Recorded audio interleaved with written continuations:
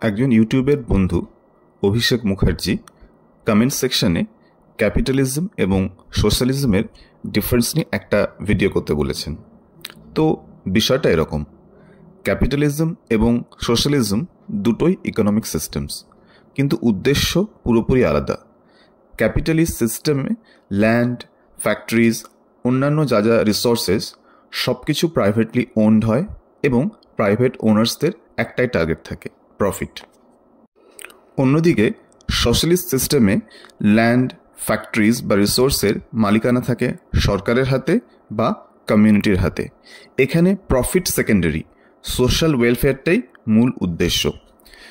দুটো সিস্টেমেরই প্রোজ আর কনস আছে। যেমন ক্যাপিটালিস্ট সিস্টেমের ওয়ার্কার্সরা এক্সপ্লয়েটেড হয়, আর্থিক অসাম্য বা ইনইকুয়ালিটি দেখা যায়। কিন্তু আবার এটাও সত্যি, ক্যাপিটালিজমে যে উন্নত মানের সার্ভিস পাওয়া যায়, সোশ্যালিজমে সেটা এক্সপেক্ট করা কঠিন। একটি প্রথম সারির প্রাইভেট নার্সিংহোমে যে সার্ভিস পাবো, সেটা একটা সরকারি হসপিটালে পাবো না। আবার উল্টো দিক থেকে বললে, সবাই তো আর প্রাইভেট নার্সিংহোমে চিকিৎসা করানোটা অ্যাফোর্ড করতে পারে না। একটি ভালো প্রাইভেট স্কুলে basketball court, gym, foreign trip এই সব কিছুরই ব্যবস্থা থাকে। এগুলো একটা সরকারি স্কুলে ভাবাই যায় না।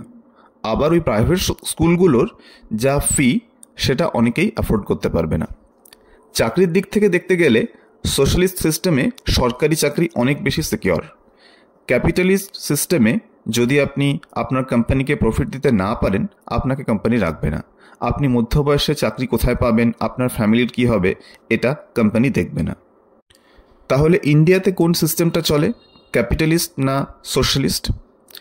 1947 থেকে 1990 অবধি ইন্ডিয়ান ইকোনমি প্রায় পুরোটাই সোশ্যালিস্ট ছিল।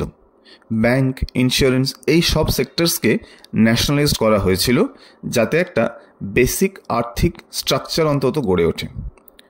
1991 সালে ইন্ডিয়ান ইকোনমিকে ঢেলে সাজান তখনকার ফিনান্স মিনিস্টার মনমোহন সিং। তিনি বেশ কিছু চেঞ্জেস আনেন, যেটাকে বলা হয় LPG reforms. LPG, liberalisation, privatisation এবং গ্লোবালাইজেশন, এক কথায় উদারনীতি। বিদেশি কোম্পানিজগুলোকে ইন্ডিয়াতে ব্যবসা করার সুযোগ দেওয়া। এভাবেই আস্তে আস্তে ইন্ডিয়াতে ঢুকে পড়েছে কেএফসি, ম্যাকডি, এমটিভি এবং আরও অনেক স্পোর্টস চ্যানেলস। ইন্ডিয়ানসরা আস্তে আস্তে গ্লোবালাইজড হয়ে উঠেছে। এখন ইন্ডিয়াতে রয়েছে মিক্সড ইকোনমি।